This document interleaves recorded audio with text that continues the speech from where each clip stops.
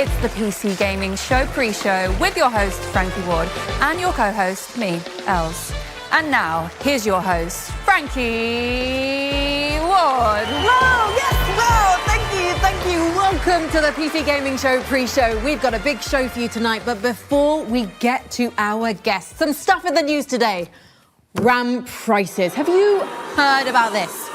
This is breaking news. The price of RAM is still higher than Woody Harrelson at a Snoop Dogg concert. What else? AI has been in the news. Have you heard about this? AI is everywhere now. This is true. I downloaded an AI app to create cue cards for this joke, and not only did it spatula tennis hubcap, it completely messed up the bleachers safe to drink. Okay, folks, let's get started. Give it up for the pre-show band.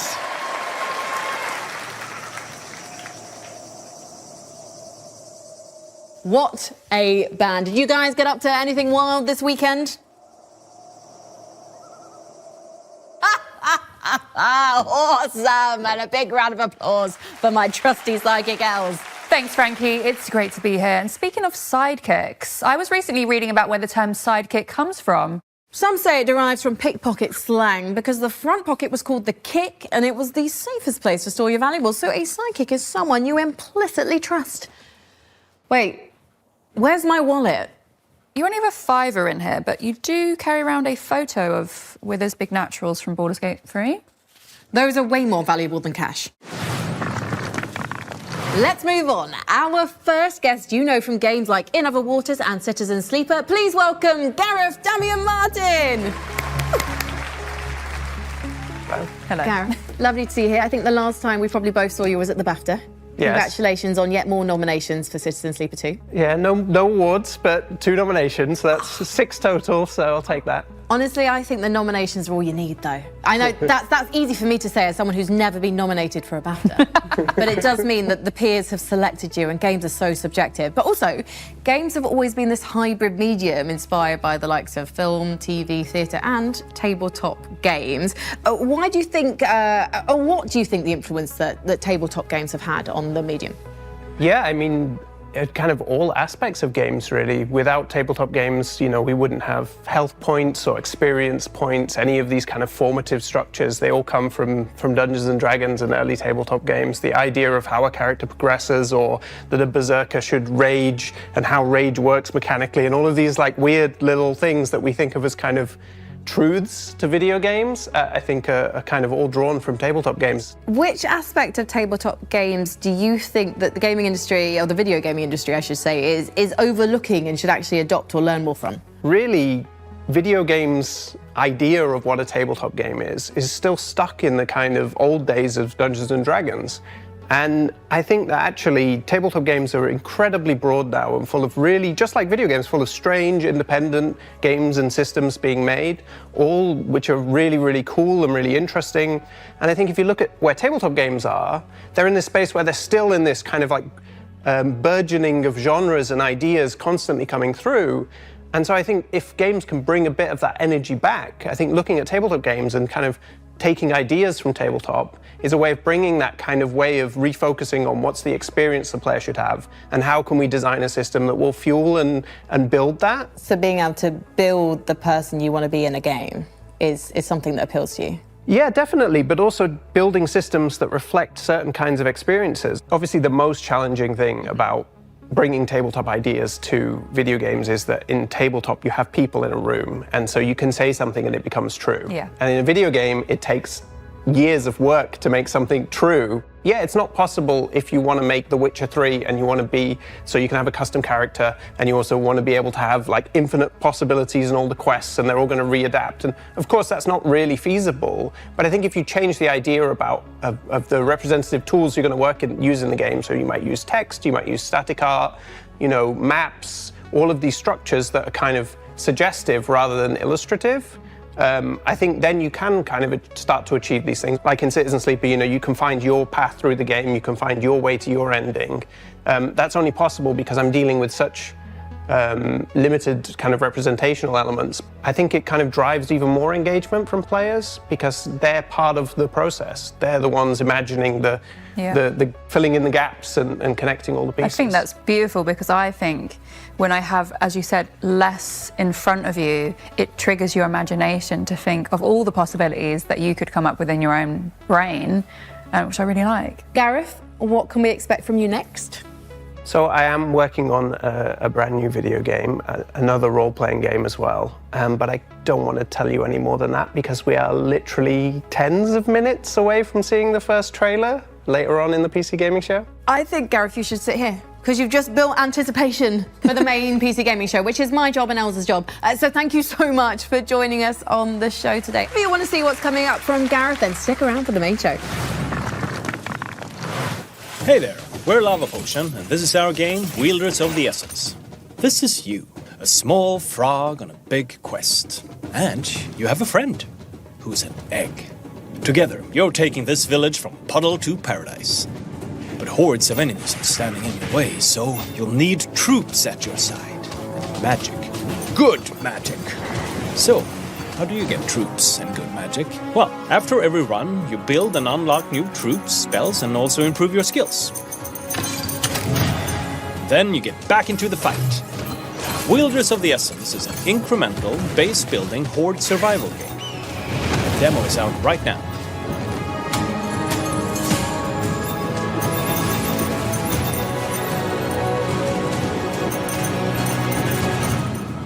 Full game releases on 5th of November.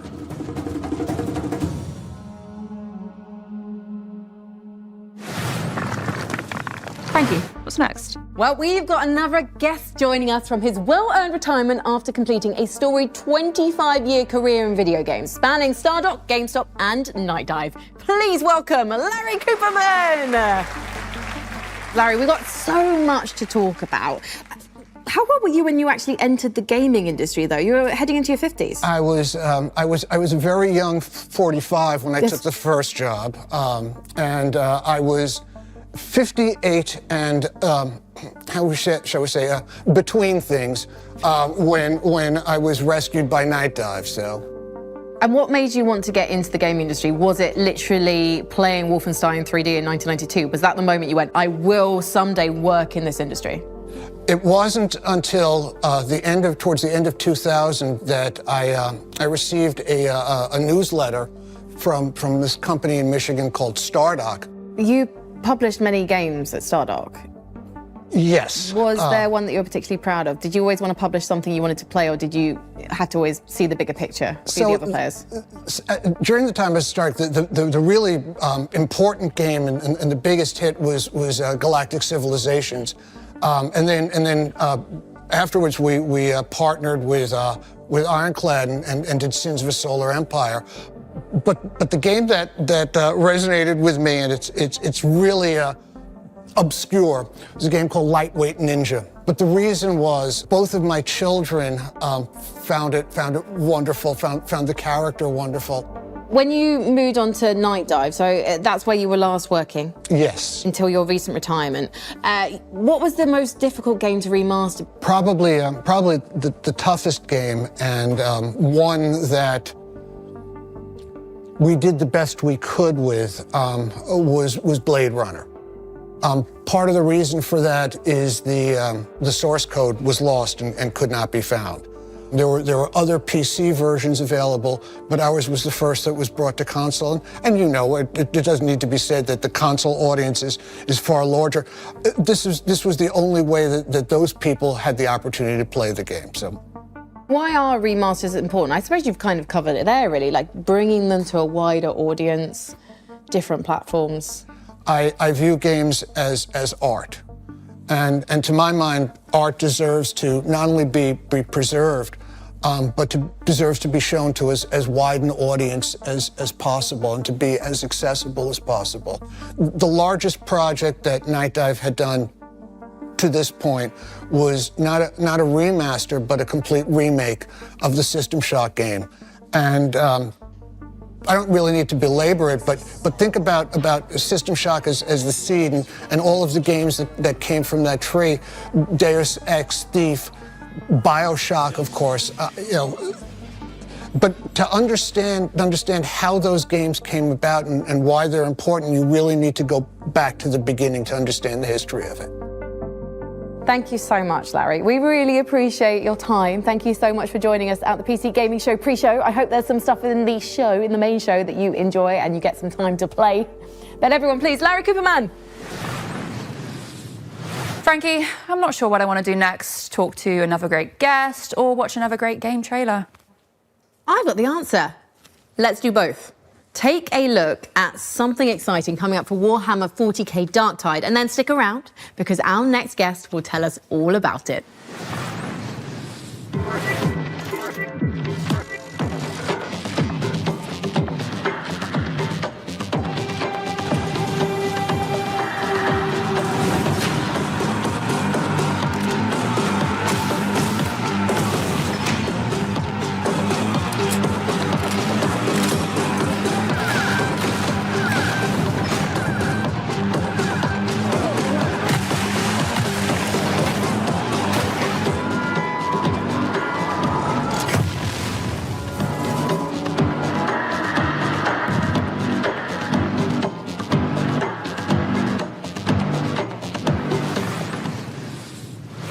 Please join me in welcoming one of the foremost minds in chopping rat men and blasting chaos cultists, Fat Shark's Victor Magnusson.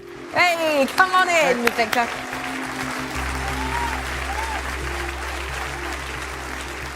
For those people out there who, yeah, I'm judging you. I'm really judging you right now. Who don't know what Warhammer 40k Darktide is, can you just give them a synopsis? But it's a four-player co-op game set in the Warhammer 40,000 universe, and you are trying to save this planet called Atoma Prime, specifically this hive city called Tertium. It's a mix between melee and ranged combat, and you fight a lot of enemies. So, Victor, yeah.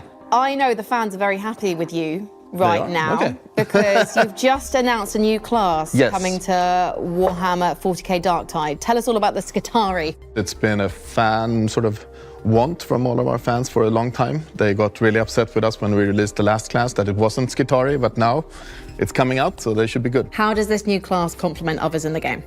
So it's very sort of broad and very open, and you can sort of spec it out exactly like you want to. So it can fill a lot of different roles in the game, which is cool.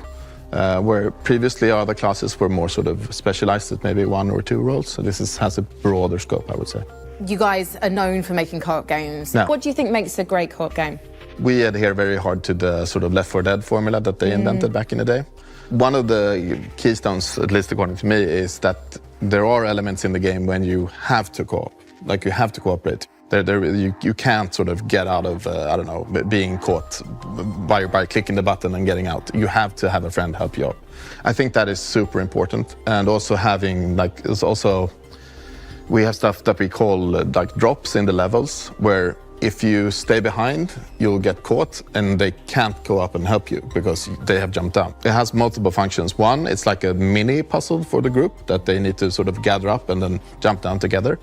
But also it tells the players that they know that they're on the right way. And what gave Fat Shark the confidence when co-op games weren't being released as prolifically to stick with that style of game? It was, I don't know, foolishness maybe. It was the story goes that we are now he's the chief creative officer, Anders. He was the game director back in the day. He called up Games Workshop and said, "Hey, I have an idea for a game." He called their customer service. I want to make a game with that's Warhammer and Left 4 Dead. They're like, okay, that sounds cool. Maybe you should call the IP people. So he did that, and then we flew over to Games Workshop and said, so we have this idea. We've done these games, and we want to do a game where we combine basically Left 4 Dead with Warhammer. And they're like, yeah, that sounds awesome. And we did that. Are you working on any other IP right now? Anything you can tell us about? Nothing that I can talk about, sadly. But we will continue to work on Darktide. There will be more stuff coming in the year. In your career, what's the proudest thing, though, that you've shipped, or even like a small moment that to others might not seem significant because they're not playing it on their computer screen? What's the thing that you're proudest of? I do think maybe when we released Vermintide 2, We had the release party, and my boss came over with the PC Gamer, and we had gotten, I think, a 90 or something in PC Gamer. And that was like, that was sort of achievement unlocked feeling. It was really cool. That's probably the coolest. So those lapsed players, you've got to get back in because the Secretari are ready for you to play with when? June 23rd. June 23rd, so in just a couple of weeks' time. And if people haven't played Dark Tide yet, but they want to have a go, where can they start doing that? You can get it pretty much everywhere. You can get it on Steam, Xbox, Microsoft Store, and the PlayStation. Fantastic. Thank you so much, Victor Magnuson. No, and thanks. good luck with the new class. Yeah, thank you for having me. Thank you once again to the guests who joined us on the show tonight. And, of course, let's hear it once more for the PC Gaming Show pre-show band. You do know they're not a real band, right? That classic Elle's humour. Most of all, thank you for joining us here at the pre-show, but stay tuned because the PC Gaming Show is just moments away after one more big trailer.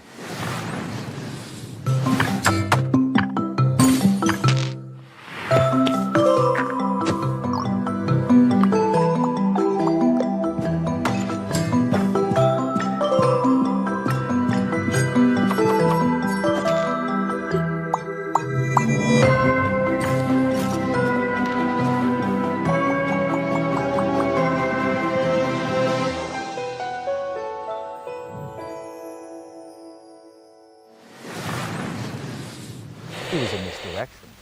I think the whole dang thing was spaceships! I didn't even know a horse could muck somebody. Why does a horse want my wallet? Now, an aspect of this outhouse that I find fascinating. I can't do this anymore. There are no ghosts in these old houses ever. Why are you still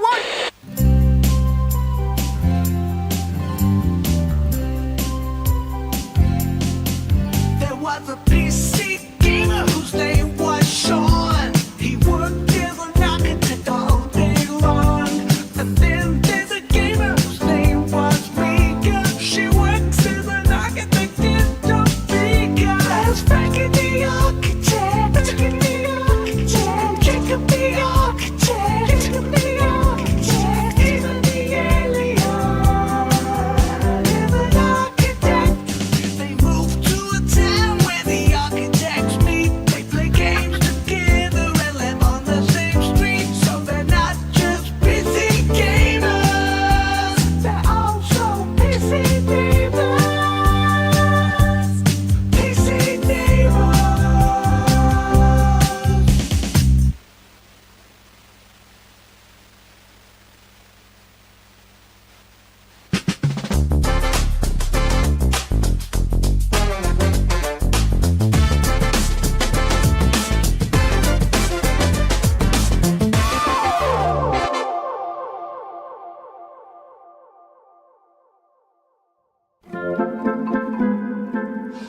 Wow. It sure was a long day of doing architecture for me, Shon Plott. But now I've got the entire evening to do my favorite thing, which is play video games. Did someone say video games? Well, hello, PC neighbor. Well, hello, Sean. What game do you want to play first? I've got them all. We have Commando Death Dragon Extreme 6. We have Executive Accounting Online. Or, my personal favorite, Best Friend Simulator. Oh, Mika. Hello? Yes, this is Sean. What? When? Today? That can't be right. Well, all right. Thanks. Bye. What was that, Sean? It seemed serious. Well, we can't play video games tonight at all. Because we've got to host the PC Gaming Show! Yeah! For this year's PCGS, we've harnessed pure nostalgia to reconstruct our own little pocket dimension of the 1990s, a time when life was punctuated by slap bass, movies were stored on little rectangles, and using the internet didn't involve as many streamers saying painful and confusing things to me. I don't understand this term slang. I don't get it. See, it wasn't even us. That was just a thing that happened in the 90s. Well, what fun. But basking in the warmth and laughter of a bygone decade won't keep us from bringing you plenty that's new. We've got a full 2 hours, that's 2, of trailers, over a dozen world premieres and developer deep dives for upcoming games. That would have actually been pretty impossible to imagine in the 90s. Our brains were too busy managing our ridiculously huge Jinko jeans. Plus, we're gonna build an awesome gaming PC, and one of you get to take it home. Let's get started the PC Gamer way with 3 huge world premiere trailers.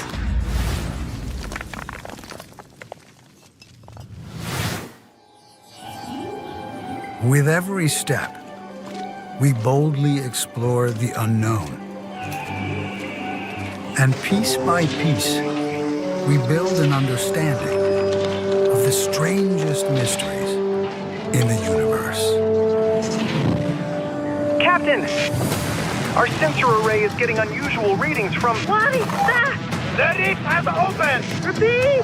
The rift has...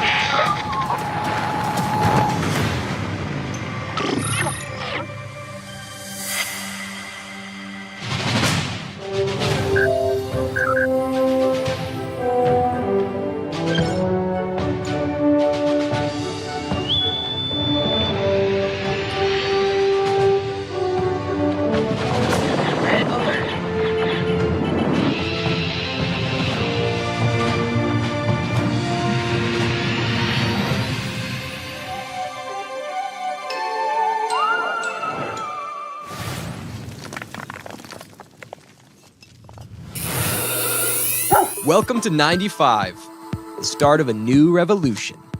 The information superhighway. A world ruled by the transistor, where power is measured in hertz and bytes. A place where us freaks and geeks can be free. No nations, no race, just ideas and knowledge. They call me a criminal, a hacker. While corporations spy on us and governments control us, they murder and kill and tell us it's for our own good. I'm not the criminal. I'm a freedom fighter with a modem. They can try to scare me, but they'll never stop me.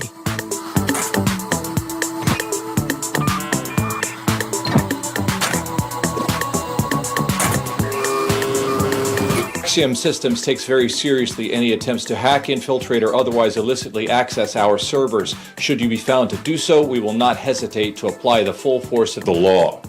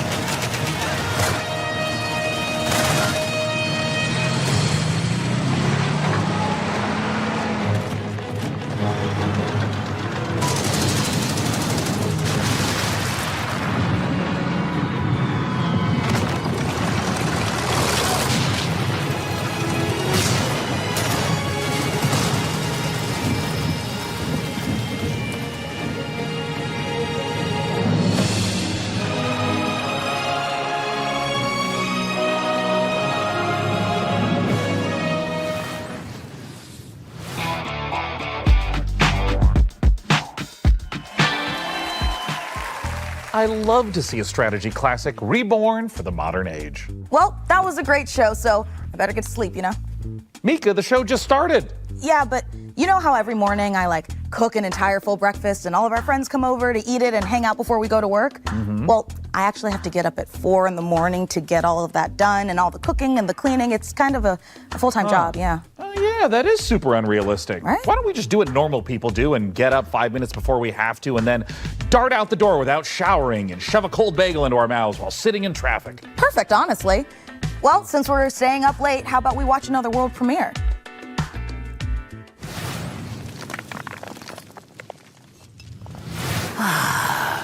Willkommen, mein Liebling. I am so proud of you. You could have turned back, but you didn't. I know that taking the step is not for the faint of heart. It is taken by those who seek something more.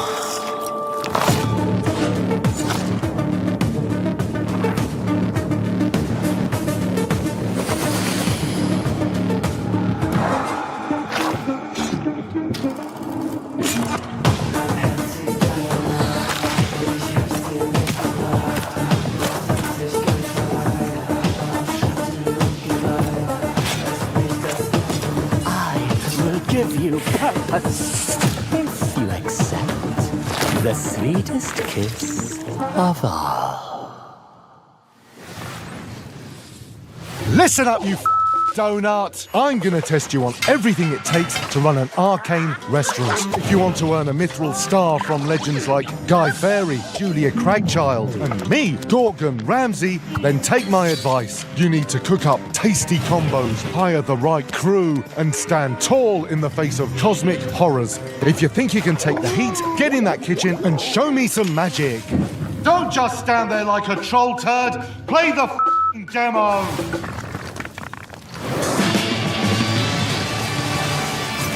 Let the slaughter begin. It's getting serious now. Oh, you're a big one. Nobody gets to be hotter than me.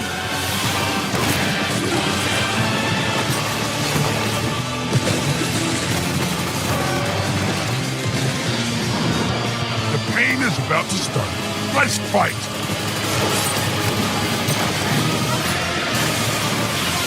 This is our best one yet. It's cannon time, baby. Let's fucking go. Oh, yeah. That was awesome.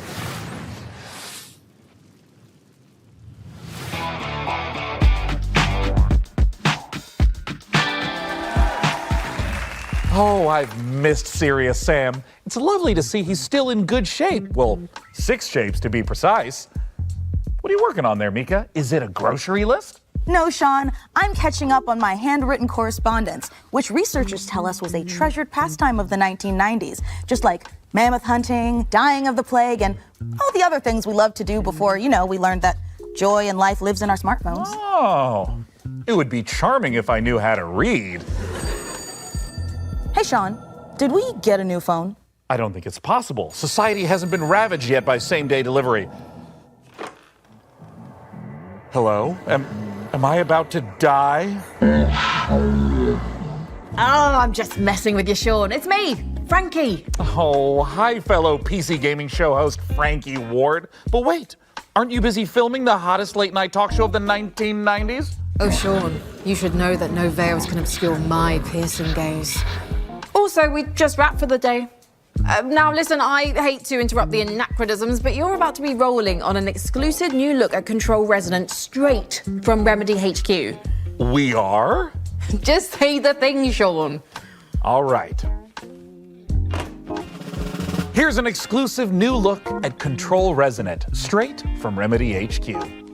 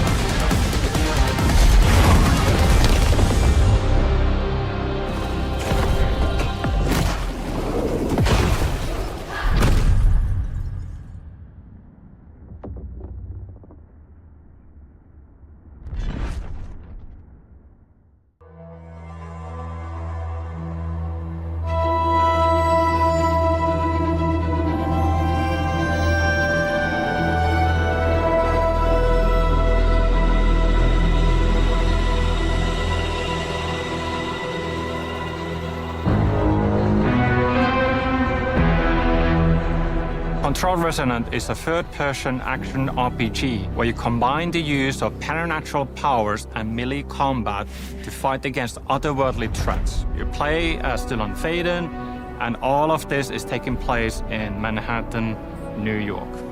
In the first game, the whole game took place inside a place of power called the Oldest House, in this kind of a brutalistic architecture environment. With the sequel, that whole thing is kind of broken open. The containment failed from the first game, and now all of these supernatural forces that were inside the Oldest House have leaked upon the streets of Manhattan. There's a new threat affecting Manhattan in our game. It's called the patterning, and it is basically taking what is already there and restructuring and reorganizing it with this strange, otherworldly algorithm. And the resonants themselves are often found in this epicenter or this focal point of this localized patterning. And it becomes more than just the creature design. The bosses are almost married into the surroundings and into the scene, so they get patterned into the world. And it is not just a gimmick. The patterning is at the very core of the whole experience, so it touches all of our themes.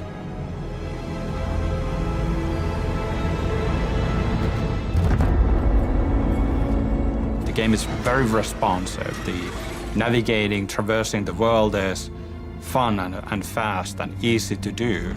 For instance, we have the shift ability that allows you to access these different gravity anomalies. We have the 90-degree gravity shifts, we have 180-degree gravity shifts. Very minimal UI elements, but everything that looks like a walkable surface, like a ground, floor, road, anything that looks like you should be able to walk on this is a gravity anomaly. We do have some spaces in the game where every wall you see is actually a gravity anomaly. And you get into this really mind-bending sequence where, yes, you kind of lose yourself a bit as well, but you kind of react to the immediacy of the situation and so on. And then it becomes part of your natural way of moving through the world. Incomprehensible in one way, but once you kind of get it, you just get it.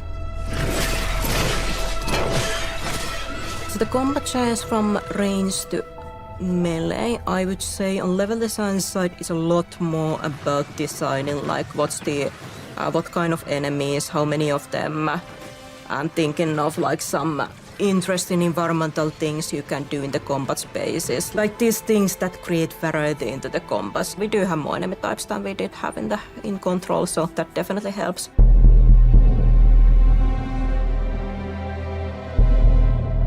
We have always wanted even the paranatural things to somehow feel connected and married into the normal, mundane, everyday world. So even if you are able to perform like superhuman feats and telekinesis, for example, it still should feel that it's strenuous. It doesn't come easy to Dylan. Dylan is fighting dirty and he is able to perform these powerful telekinetic pushes and ground slams, but it does have a toll and it does hurt him in the process a little bit as well. So there's this physicality that we always try to retain with our visualizations and audio, even if the thing that you perform as a player is inherently somehow superhuman or otherworldly.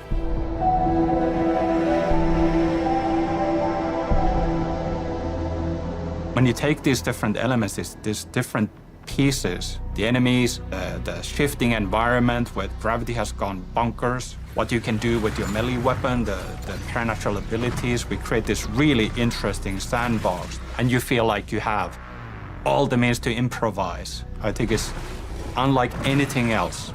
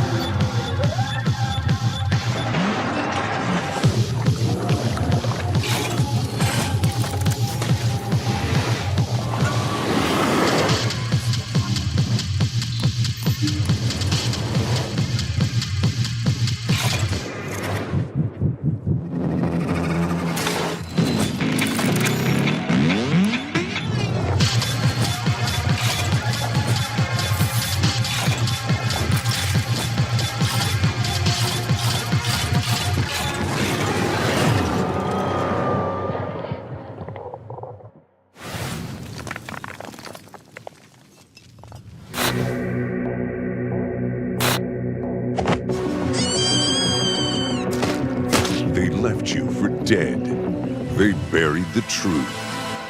Time for revenge. Puncture targets. Cause distractions. Disguise yourself. Use anything as a weapon. Hunt with your friends or by yourself.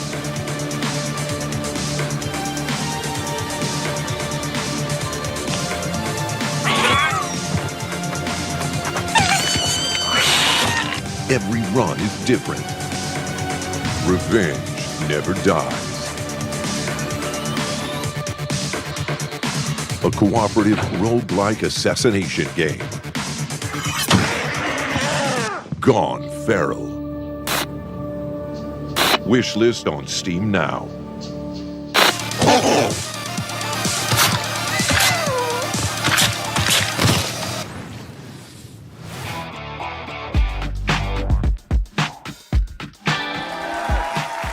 Hey, Mika, would you be interested in teaming up with me on my bloody mission for revenge? Oh, absolutely. I mean, like in Gone Feral, the game we just saw. Oh, yeah, sure. Yeah, that too. And hey, speaking of co-op carnage, nothing goes better with violence than science. Let's check this out.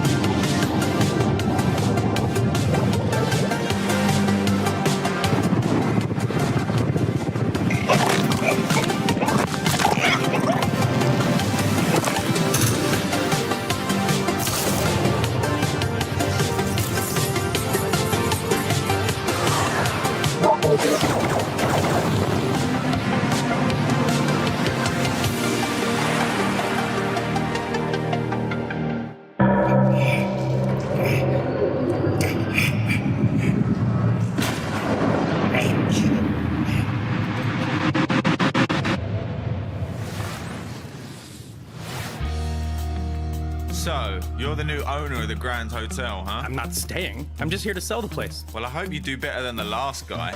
He disappeared, you know. My father? Yeah, I know. I've been looking into his disappearance. If you come across anything as you restore the old hotel, a clue, a lead, or even just something weird, you let me know. I always wanted an American partner, like in the movies. Yeah, this is gonna be so cool. Come on, get in. I'm gonna show you these mean streets. When I turn the corner, hood, let's better run, run, run. I got one hand on my badge and the other on my gun. Whether you're calling 999 or it's 911, lock you up in the wagon, know you bad guys are done. When I'm around your neighborhood, kiss culprits goodbye. Lawbreakers shaking in their boots when I pass by. Looking good like Swayze back in 1989. All of the ladies going crazy saying, who is that guy? It's a good idea to keep the cop close. Be careful. One background check and you're done. Yes, I know. I'm gonna need them to trust me if we're gonna pull this off. But don't worry, they don't suspect anything. I'm not worried about them. I'm worried about that hotel. That place messes with people's heads. Hello, sunshine. Ain't you the spitting image of your old man? You know, he was in way over his head. If you want to know what happened to him, you better expect a wild ride. Hey, did you guys see anything weird? Weird is this town's entire deal. I mean, it's been featured twice in Britain's Most Haunted Towns. And Britain's most crappiest. Oh, this is really beginning to creep me out. Listen, I've been through worse than this. I'm sure I'll manage, seriously. It doesn't look that hard. One of these days I'll show them something. One of these days, yes, I'm gonna go far. Get out of this place so I know it's coming. Adios, au revoir. Yeah, one of these days I'll show them something. One of these days I will heed the call. Remember this face, I will want for nothing. Gonna be a star.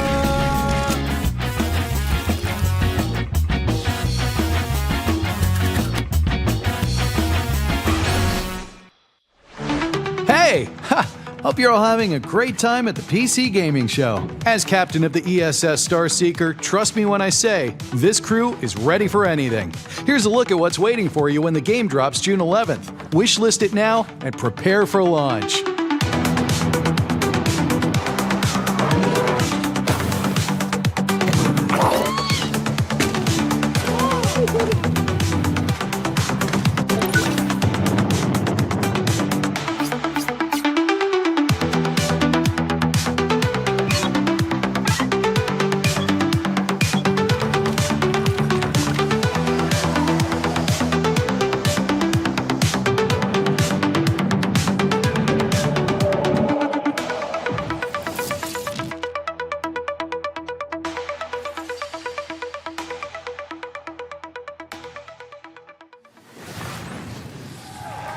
We'll be checking back in for a sit rep on that Starseeker mission later in the show.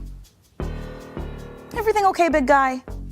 Yeah, it's just, this is usually when our folksy yet ethereal neighbor appears to dispense some timely nugget of salt-of-the-earth wisdom, but I haven't even seen him today.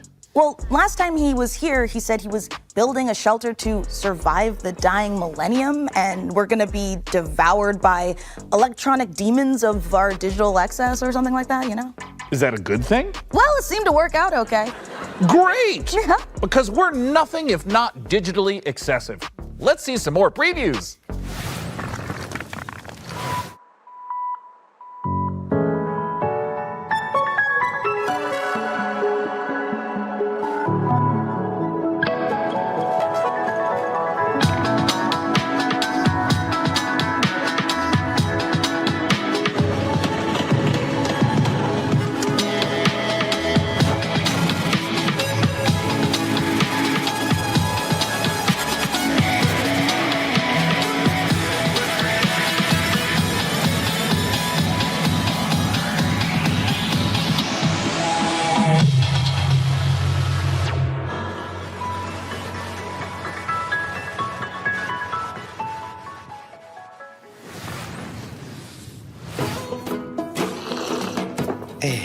Adventuring is not for everyone. I risk my life every day, you know. It's not that easy Hey, boss, we're ready! I call dibs on that goblin with the tiny shield. Yeah, sure, but don't interrupt me. So I spent years developing tactics. Like now, it's all about offense against these greasy goblins. You see? I can do this in my sleep. It's really all about knowing... Enemy reinforcements, boss! Some cultists and a big-ass goblin. Getting creative, huh? Bonzo, you benched. Gary, get out there. Let's see how they like that. Jeez, what the fuck, Gary? Now! Oh, my bad, sorry. Ugh, mercs these days. Hey, boss, they're chanting and the big one's going berserk. Oh, Gary, move! Oh, but it's not my turn. No. Ah! Ah! My arm! Oh! Oh, boy, that's not good. We need a meat shield? Oh, I get to pick? Well, then, Jenny. Fuck you, Clive. Maybe you're the meat shield. Shut up! I'm talking about the prisoner. Okay, buddy. You take one for the team. Now, Jenny, use the terrain. Don't dodge, don't dodge, don't dodge. Yes! All right, Gary. Payback time. Finish him! Take that! And there you have it. Just another flawless victory for me, the Kev.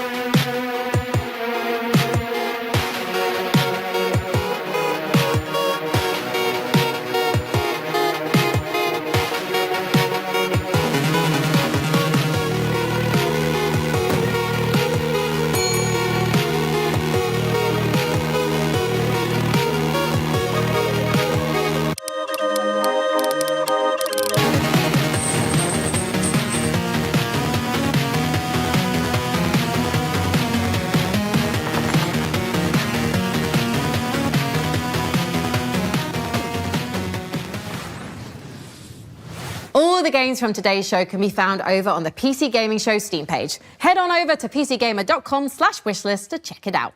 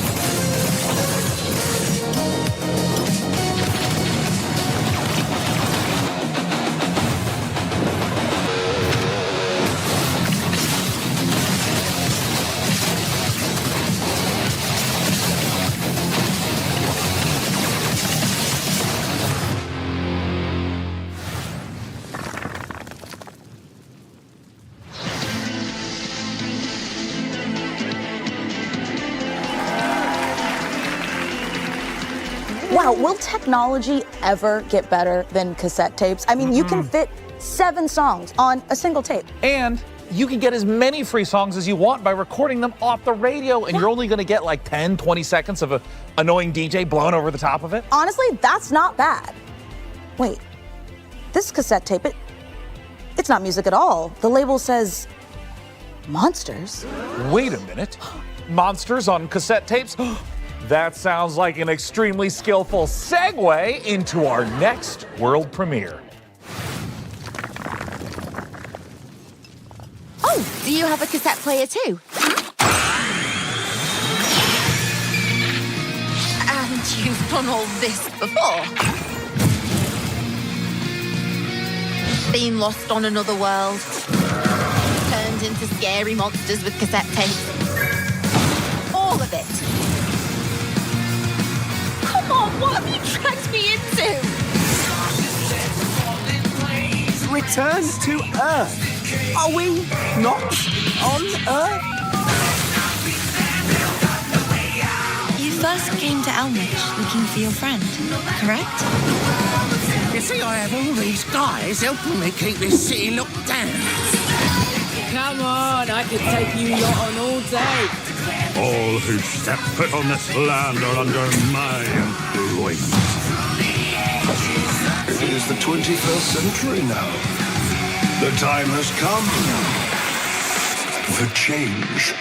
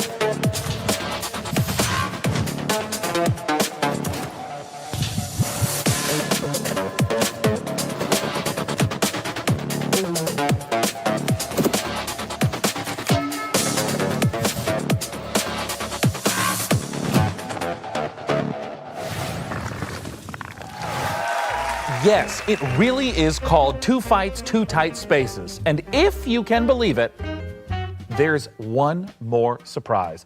Shadow Drop! Oh, we love a good shadow drop, don't we? Two Fights, Two Tight Spaces is out right now. And that's not the only surprise. This old-timey scroll came in the mail and it's addressed to my lord. It says, the granary is full, sire? Oh, I know what that means. I don't. Another world premiere. Our next title is from a series that's been around for more than 25 years. Here are two of our very favorite PC neighbors to tell you all about it. Hello everyone, I'm Ben Starr. And I'm Samantha Bayard. And we're incredibly excited to give you a first look at our new game. Stronghold 4, the brand new castle sim and RTS from Firefly Studios. That's right, another chapter in Stronghold where you can once again launch cows from trebuchets. Sounds absolutely delightful. Let's have a look at the new exclusive reveal trailer. Welcome to Stronghold 4, my liege. This town has seen better days, but I'm sure you're up to the task of bringing the place back into splendor. Might I suggest next placing some farms to feed our population? Food stocks are back up again. We can train soldiers and build defenses to prepare for further bandit raids. My bow calls. My sword is needed. Just me and my little pitchfork. That's a nice thingy bob the church has there. What's going on with the cows? It's my time to shine. This inferno is punishment for our sins. A huge invasion force is marching on the castle, my liege. Another village taken, then. Make no mistake, I'll keep fighting. Hell with you.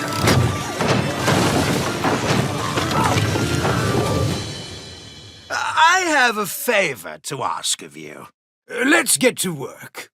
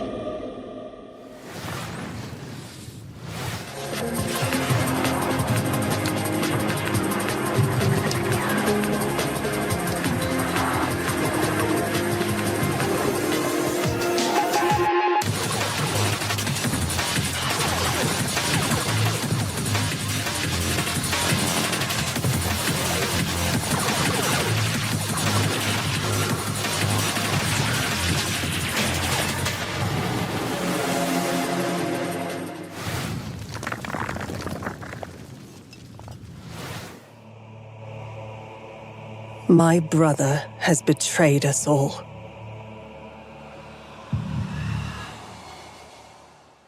His legendary Knights of the Round Table have all fallen prey to corruption, or have simply disappeared.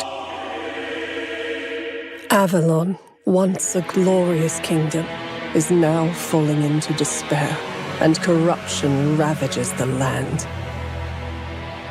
Thus, I have created the legend of the Twilight Knights. For salvation will not come from a single knight, but from many.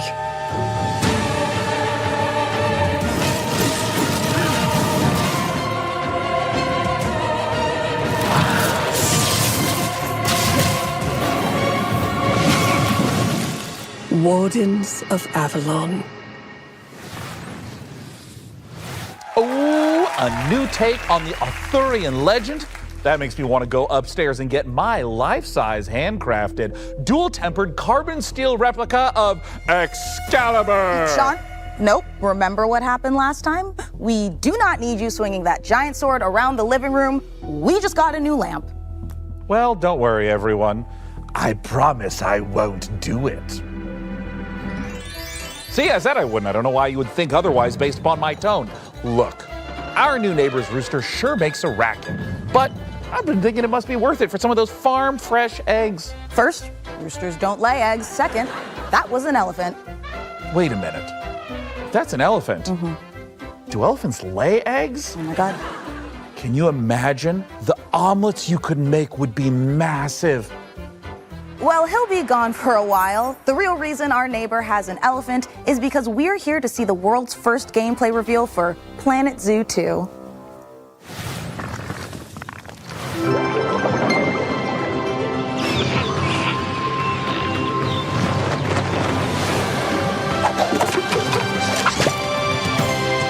Welcome. I'm Eric, the chairman of Fen. I'm Alice, the zoo operations manager at Fen. We're here to help you on your journey in building and managing zoos, as well as restoring wildlife reserves across the globe. You'll be creating habitats for all kinds of species and making sure they're well cared for, Not to mention managing your staff and keeping your guests happy, too. With that in mind, let's begin.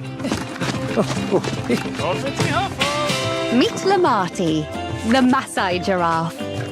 He shares his space with a pretty big family, so we need to make sure there's plenty of vegetation for everyone. And with the warm weather, we need to keep the fresh water flowing. Speaking of water, we'll need an aquarium large enough to house several of our aquatic species, including our endangered hawksbill turtles, Mia and her family. You'd be surprised how quickly these tanks get dirty. There goes one of our keepers now. We have one more stop to make. We're building a brand new kind of habitat, an aviary. It'll be the perfect home for our white-tailed sea eagles, Hamish and Freya. We've made sure there's plenty of space for them to spread their wings and to have some fun. Conservation is Fenn's most important goal. Like in the Scottish Highlands, where we're releasing our eagles into our wildlife reserve. We've done a lot to prepare this environment for them, something you'll be sure to do more of on your journey. Together, we can create a better world for all living creatures. So, are you ready?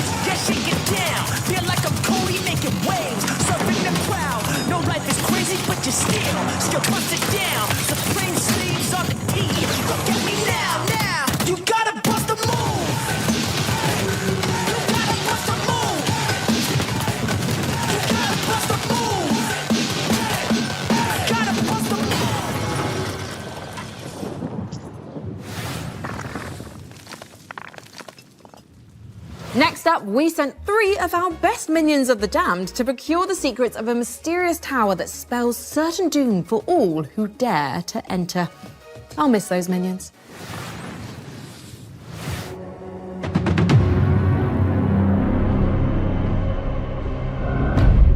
Death is not the end in our Quran. That is merely the beginning.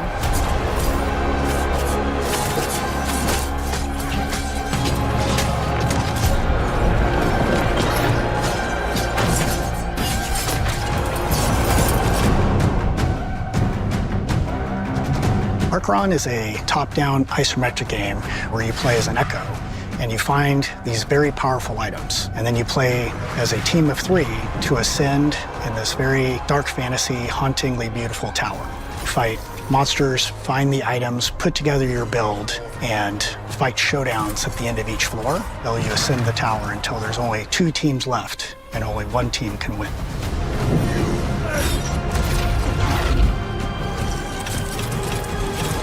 Your whole goal is you start with nothing. You want to go get items to form your build on the fly. Items are distributed throughout the tower. You can find them in chests, kill monsters, then the best place is to take them off other players. When you're new, you kind of will gravitate towards a certain play style, and as you continue to play more, you'll start to unlock different builds that you didn't know were possible. I think the item system is designed to have people embrace the play style that they want. We don't have traditional roles, so we don't have a support or a tank or a DPS. You're all kind of on even playing field, but you can lean into playstyles. You can lean into a ranged build or a hybrid build or a dive build just on the fly, what you uncover. We want you to land and feel the tension of trying to get items quickly, knowing that the fight is coming when the beacon spawns. This place shows us who we could have been, what we should have been. Archeron takes place in the afterlife, so everybody that's here is dead. The only way you arrive in this place is if you've died with some kind of unfinished business. So everyone here has something unresolved that's kind of pushing them forward. Our characters are all called echoes when they first arrive, and in their chests they have these things called anchors, and that's where their memories live. They're almost pebbles in the filter. They're stuck there, they can't escape. The anchor represents a memory or an emotion of unfinished business that they have from the living world. So it gets them stuck halfway. They cannot let go of the thing that happened to them in the living world. Everybody starts out with one memory, and it's just one piece, and it could be a sense memory, it could be your mother's voice, it could be just a thought. And from that memory, the echo goes into this tower and tries to figure out who they are, why they're here. And we always say that the answer is always at the top, so that's why they climb the tower. The answer is up, to get out.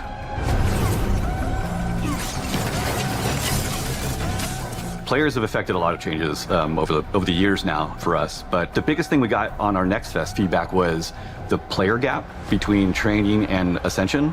They were really awesome at helping us come up with the idea of spires. Spires is kind of a arena-based 3v3 where you can climb up a spire and have like a run where you have 3 attempts before you fall to the bottom. So big goal there is lots of repetition with our items in combat to get you familiar with how pace of the game and how combat plays, so that when you go to Ascension, you're prepared.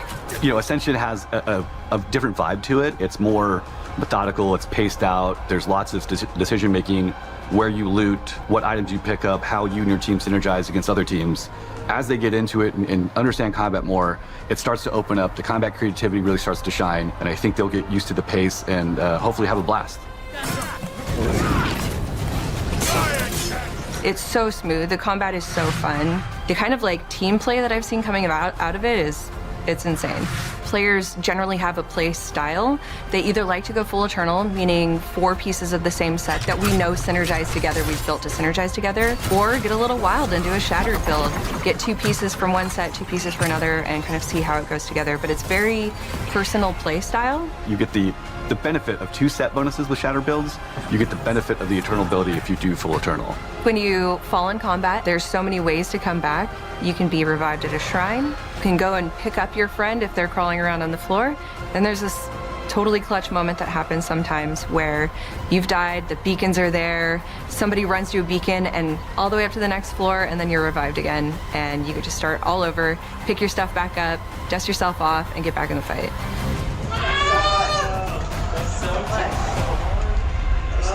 Press the button. Yeah, baby, go, Jen! No! Grandma. Come on! Oh, and Grandma wants to heal. Grandma wants to...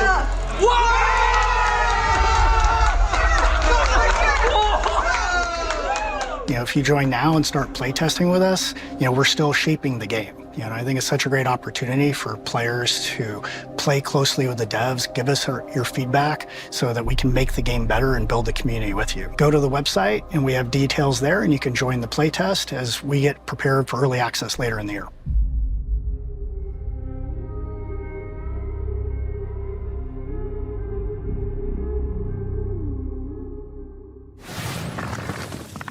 The Great Tower of Acheron summons you and 2 of your finest battle-hardened companions. Head over to acheron.com to sign up to the playtest now. Speaking of worldly entities, this next trailer is sure to send a chill down your spine. Ages come and go. Yet mortals have never learned. Foolish enough to challenge me. Only to see you rise. Deadlier, bloodier, thirstier. You'll never defeat my army, nor conquer my castle. We're cursed to fight, night after night, for all eternity. For my master. For her.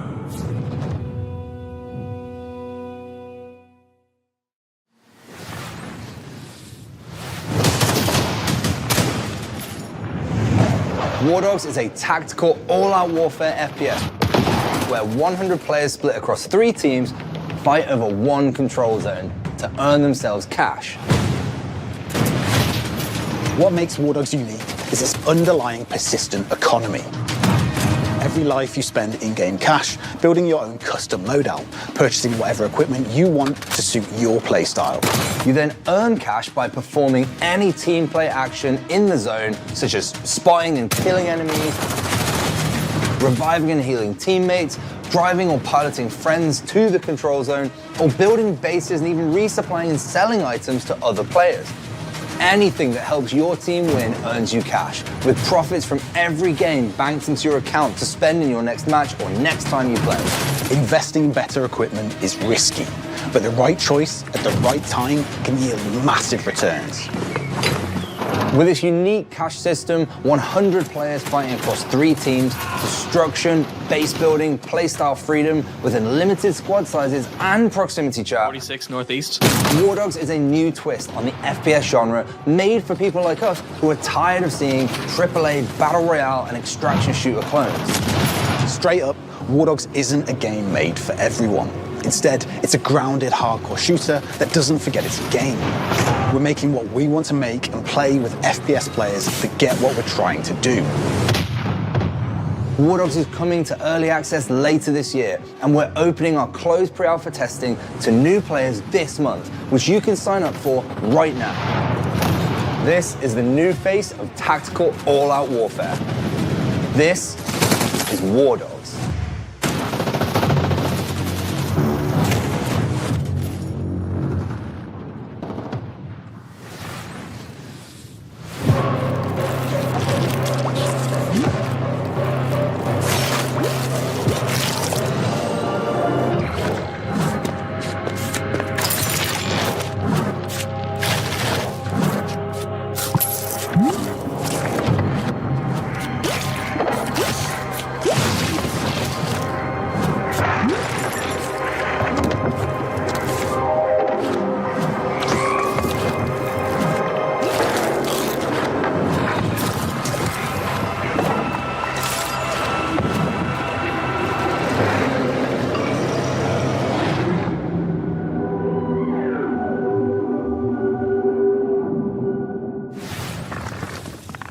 Why just defeat your enemies when you can cook and eat them? Shroom and Gloom puts the fun into fungi and the guy into fungi too. You know, now that I think about it, yeah. It's true. Yeah. And trust me on this. You'll want to get your volume cranked up and your air guitar fingers warmed up for our next world premiere. Let's go, Maximum Thunderness. It's a game where you shoot stuff. Go! Maximum Thunderness. Fight with me into tomorrow. Banish all the foes who follow. Maximum Thunderness. Lightning flash up in the sky, and in a crash, all of the beast will die.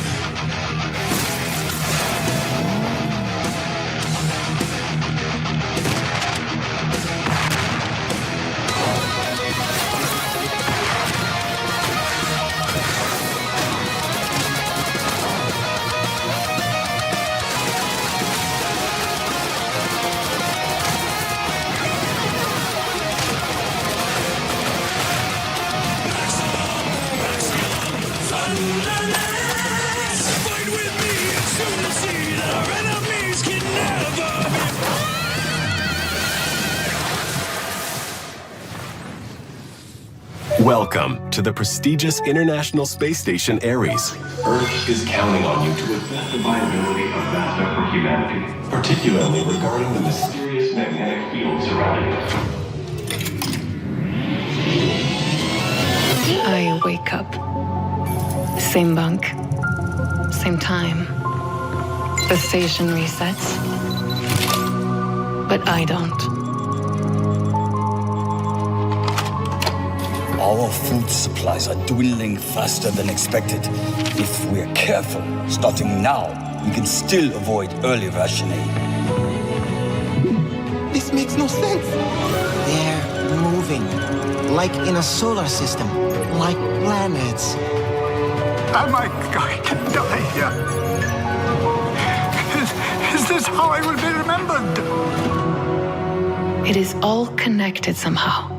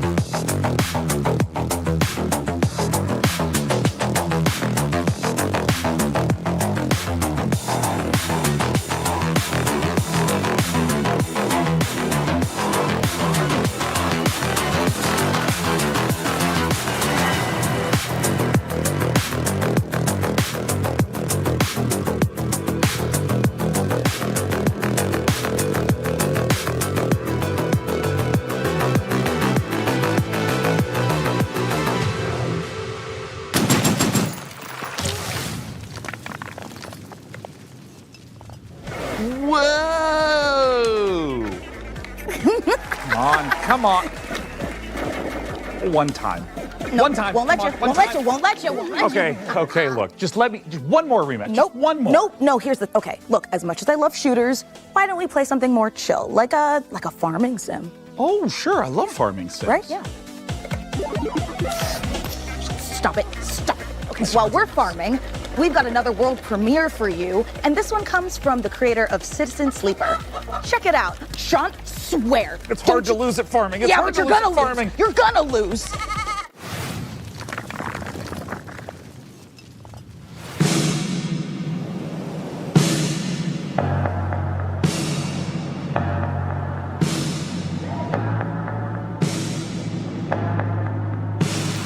Trickle down back like a rat. Don't you know I used to live here? I've abandoned all hang the rope. Don't you recognize my face no more? I've abandoned all crack a joke. Don't you recognize my taste no more? Here, ho. Time moves slow. I don't grow old. I grow unrecognizable.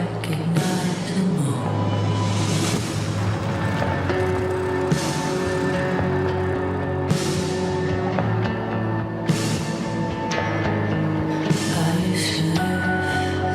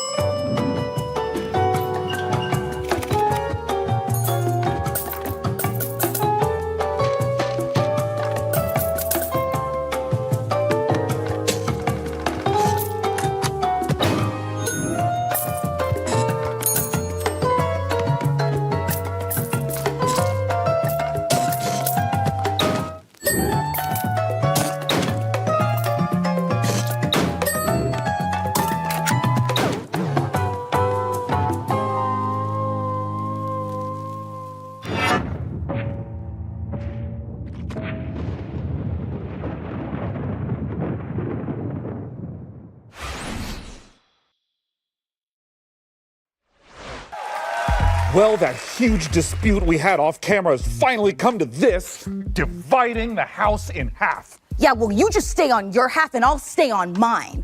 Although I think we established we're neighbors, not roommates. Fine. Good. Oh, one of our PC neighbors must be at the door. Yes, it's me, PC Gamer's Jacob Ridley, and I'm definitely here and not being edited in at a later date and time. Oh, neighbor, you're always so full of sage wisdom and useful advice. Can you help us solve our dispute in time for the end credits? I think I can help. You know, sometimes your parents have to tell little white lies to spare your feelings. It doesn't mean they don't love you. Take it from me, high school can be a tough time for teenagers, especially in the age of social media. I think the script got a rewrite before they filmed Jacob's neighborly wisdom scenes. Yeah. Remember, sometimes the reason a bully acts that way is because he's a real dick. Just a straight up piece of shit. Okay, well, none of this is helping. Do you have any advice we can actually use? Actually, I do have some great advice on building a custom PC. And as a bonus, you can win the awesome gaming rig I'm going to build for you today. Sure. Thanks, Jacob. Okay, so we've gone for a full retro rig for this year's PC Game Show build. And yeah, this is a sleeper build, so effectively, I mean, it looks kind of badass, but you know, it looks old, it looks beige, it looks like it's from your, parents' house in the 90s or early 2000s. But inside, it's actually a 9950 X3D, 5080, brand new AM5 motherboard, 32 gigabytes of DDR5, 6,000 megatransfers per second. We haven't skimped on that this year because of the prices, so you're welcome there. 1000 watt PSU and a 1 terabyte PCIe Gen 5 SSD. and of course an Arctic 360mm cooler. So yeah, sleeper build, doesn't look it, but this thing is an absolute beast. And don't forget to head over to pcgamer.com/survey for your chance to win this seriously cool piece of hardware. Oh, and when you're done, head over to pcgamer.com/wishlist to add all your favorite games from today's show to your very own wish list. Back to you in the studio.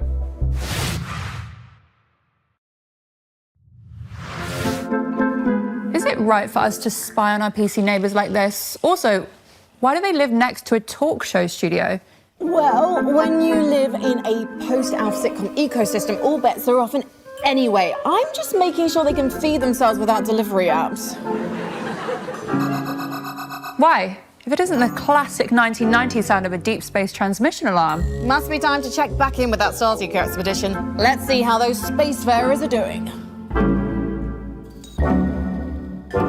Producers, roll the next trailer. I've got a service lamp to test.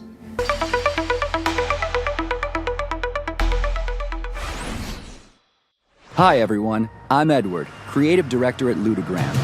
We're building Ascenders Beyond the Peak, a turn-based exploration roguelite about a team of climbers hunting ancient artifacts in mountains that hunt back. And the higher you climb, the more you realize something else is hiding up there too. Every expedition starts long before the climb. You build your team, develop your headquarters, and choose which peak is worth the risk. Your team is connected by a single rope. You're never just moving a character, you're managing a chain of consequences. And sometimes, saving the team means leaving someone behind. The mountain is your weapon. You use gravity, terrain, and the environment itself to survive, with 9 classes that each interact with it completely differently. And its inhabitants will make sure none of it comes easy. Between climbs, your team recovers, but not everyone heals the same way. And what you bring back from the mountain will force you to choose between power and allegiance. The question is whether you'll make it back to choose it all.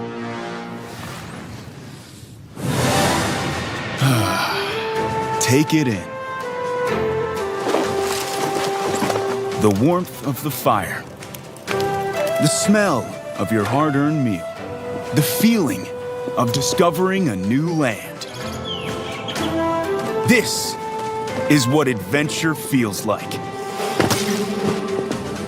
So breathe deep. Savor this moment of peace. At dawn, you'll make for the ley line. And by this time tomorrow, you'll have made your sacrifice and harnessed the power of magic. Soon, there will be no limit to what you can achieve. Huh. Well, at least you're still alive. Now dust yourself off and get back out there. But this time, maybe bring a friend.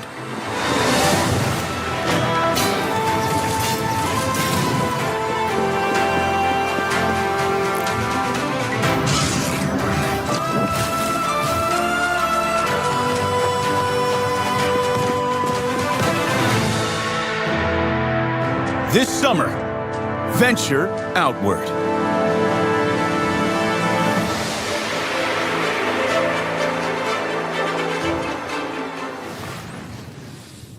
How many great games can PC Gamer fit into one show? The answer is more. Lots more. Keep watching.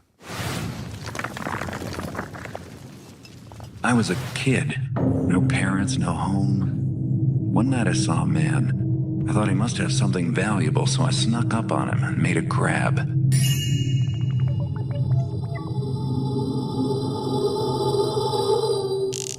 What was that noise?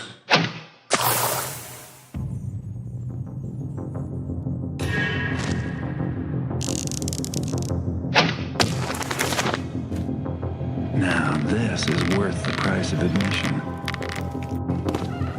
Did you hear something? Got it.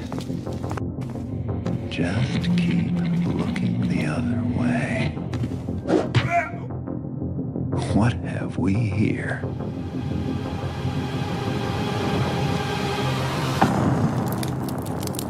Huh. Not so secret anymore, is it? Joining me to talk about what we just saw, the remaster of Thief: The Dark Project, is the studio head of Night Dive, Stephen Kick. Thanks for joining us, Stephen. It's awesome to be here. Now, I will shamelessly say that Thief was one of my absolute favorite childhood games. I adore it.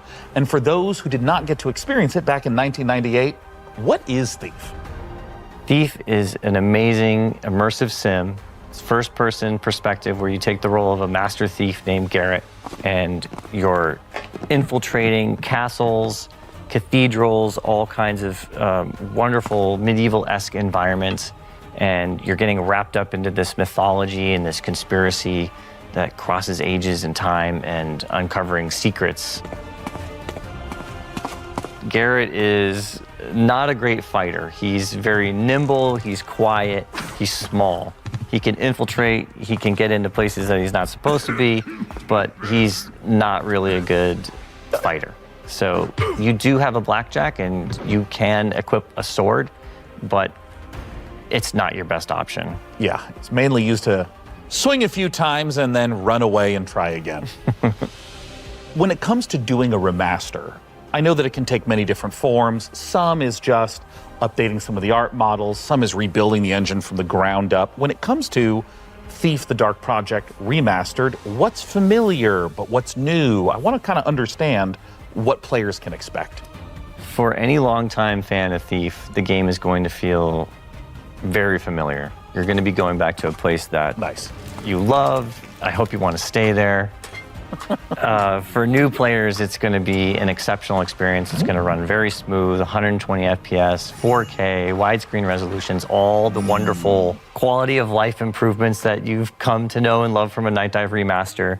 And probably most exciting of all, we've got Steven Russell coming back to reprise his role as Garrett, as well as fan favorite Terry Brocious. All right, well, if you're someone like me that immediately has their curiosity piqued, where can people go to find out more information about what's next? NightDiveStudios.com is a great place to start. It's got links to all of our social media, but I would advise that you come and join our Discord channel. All of the team members are in there. We're very amenable, we're communicative, we're friendly.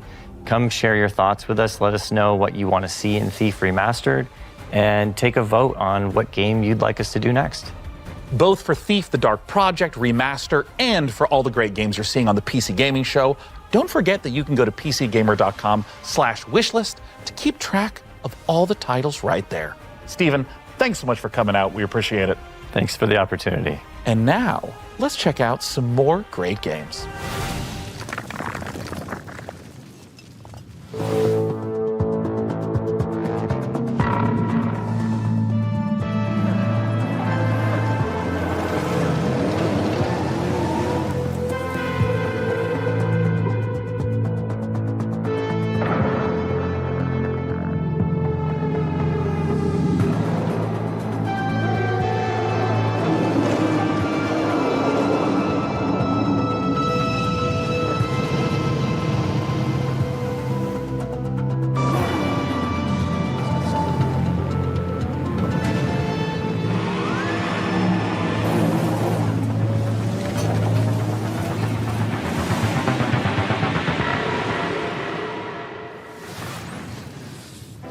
Fresh off the finish line, Exo Rally Championship is available on Steam right now. Frankie, as fun as all this is, I'll admit, I am feeling time sick. This decade is strange. I can't tell if the blazers are big because of fashion or everyone's just deeply confused. It's both. But if you could use something familiar, I've got just the thing. 2 surprise sequel reveals for a pair of beloved indies. Let's take a look. Jen, if you're hearing this recording, I'm sorry. I've been unable to determine what caused the mass extinction. I'm looting derelict ships with these old salvage drones to send you with the equipment you'll need to survive on the best planet I can find. I wish I could go with you, but humanity needs as many shots as I can give it. These odds are not good. And these cryopods I'm finding have kids, families. They deserve a shot. I can give them that. but I have to stay behind. Maybe someday you can forgive me.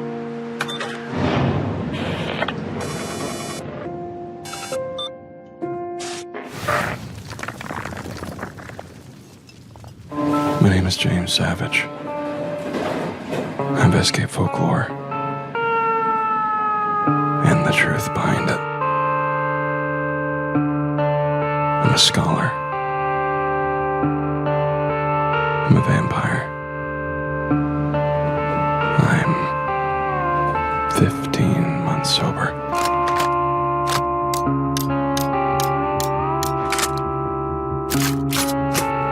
And 3 hours ago, my best friend buried me alive in the middle of the desert.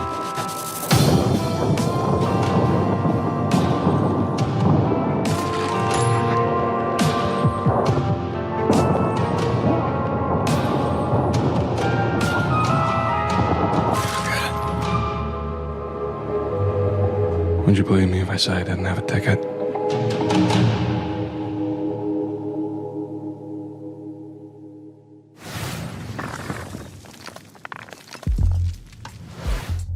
You mean to tell me they put a ball in there, but you're not supposed to play with it?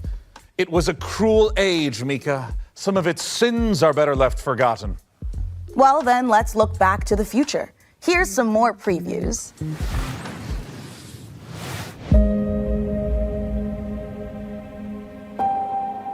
Game Freak の古島です。ビースト・オブ・リンカーネーションのディレクターをやっております。この世界、ビースト・オブ・リンカーネーションの世界ですけども、汚れというものに蝕まれています。この汚れはですね、あらゆる動植物に寄生して、この存在をですね、腐食体というものに変えてしまいます。でこの汚れを生み出しているのが輪廻の獣という存在です。でこの輪廻の獣を倒すために主人公エマと相棒の腐食体クーがですね、一緒に旅をしているという物語になっています。人類はですね、この世界がもう汚れに蝕まれてしまっていて、汚れに追われてですね、もう山あいのですね、かつての文明の遺構のようなところですね、コロニーを作って住んでいる。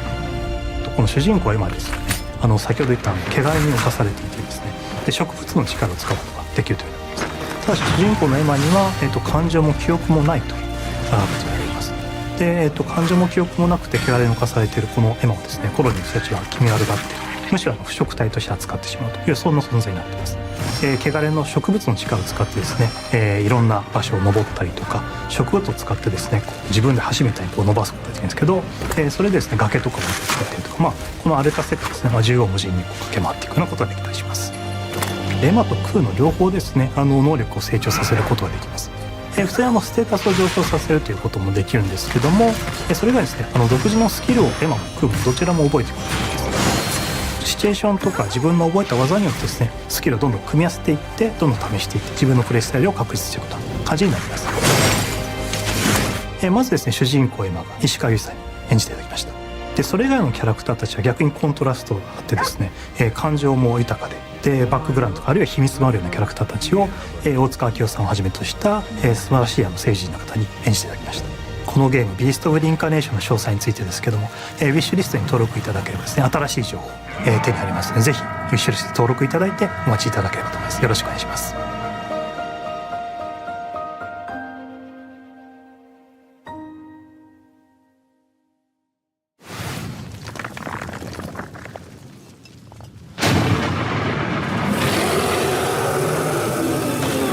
What do you truly want? The dead, under my rule, shall serve a purpose grander than your lives ever could. You pathetic creatures have no claim to this power. It is my fate to wield it, and yours is to kneel before my might.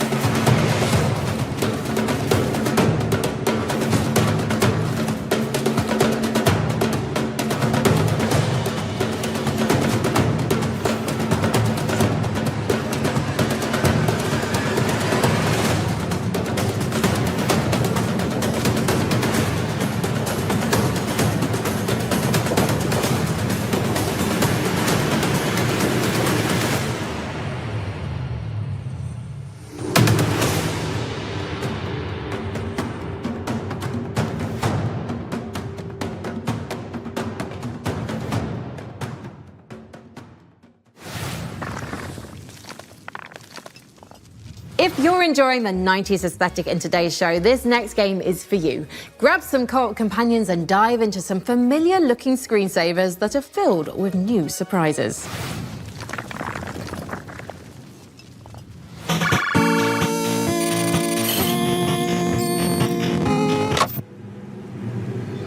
Oh, I didn't even notice you'd come in.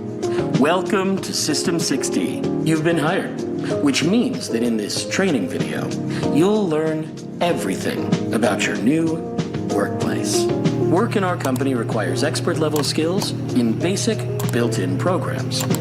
But your primary responsibility at System 6D is testing our new products and identifying any possible bugs. You'll be using our revolutionary geometry testing system.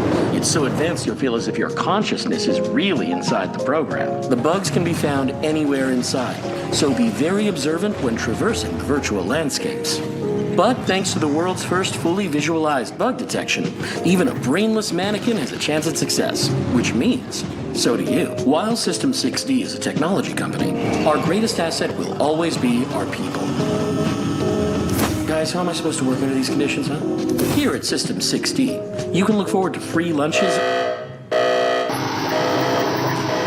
Join our friendly team. Together, we can make Geometry OS the shape of the future. All you need to do is answer the call. After all, we've already hired you.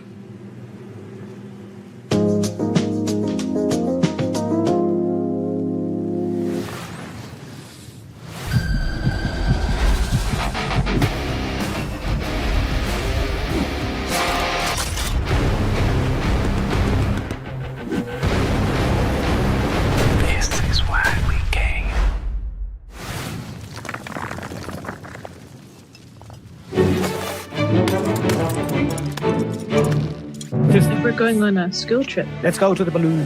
Oh no, I'm scared of heights. You have to climb to the top of this mountain. Yippee! Whoa, gamer. What you want to do is get to the checkpoint. We're already at the checkpoint. Don't follow me. Jump, jump, jump. No. Hey, who stopped the queue? You go first. You go first. These boomer booster pills here are like the best item. I'll take the Viagra, please. There's beans over here. I was thinking about those beans. Drone, activate. No. Oh, we're at the last one. What? I've actually descended. Beans just basically just let you fly. This is going really well, guys.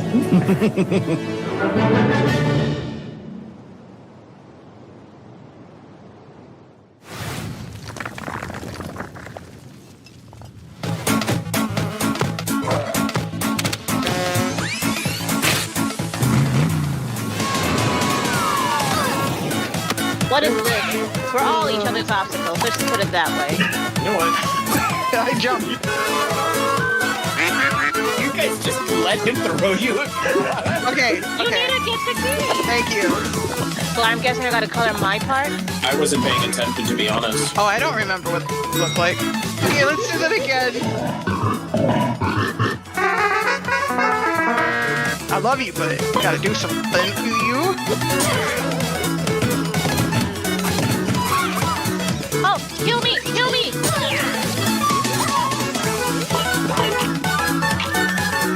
What? Oh, no! Come here! No, come here! No.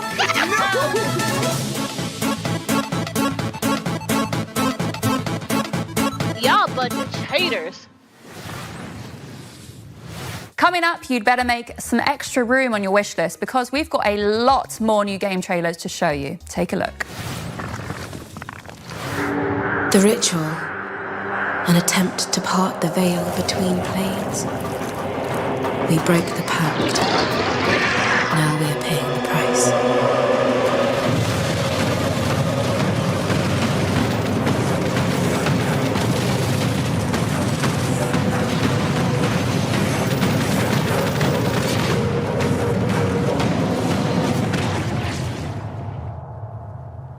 This is it, warrior. Wake up!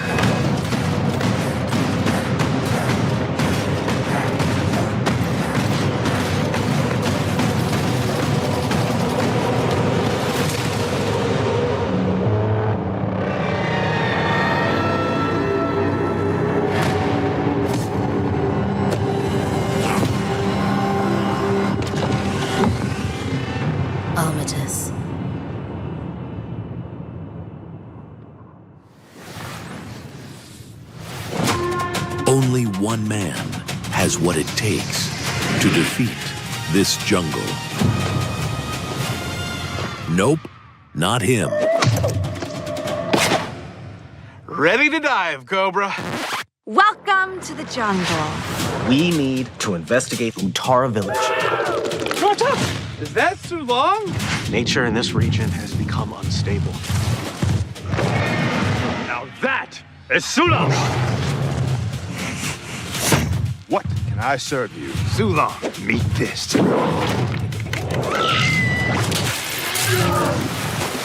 suit up. It's a good day to dive.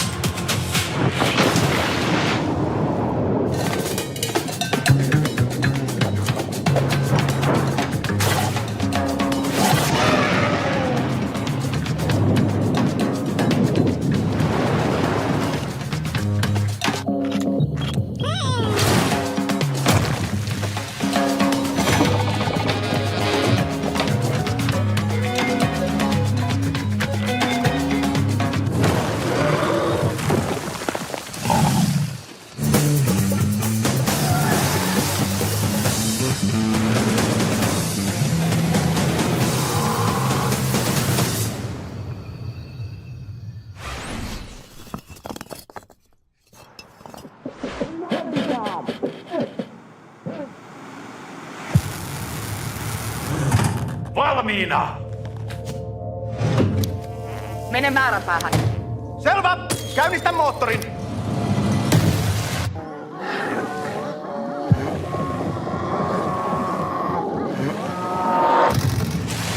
Erkki, näetkö sä mitään? Signaali havaittu!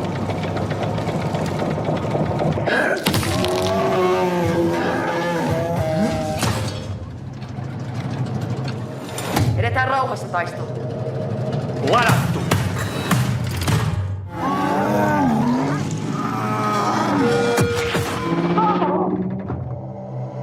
Käännetään oikealle! Toimitte! Ammus tuossa!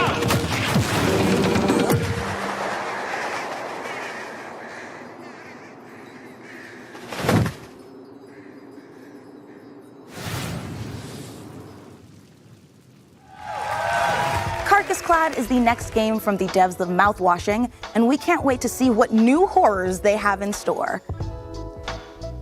Hey, Sean, are you gonna introduce us to your new friend there, or? Well, Mika, I thought it'd be a nice time to brush up on my miniature painting.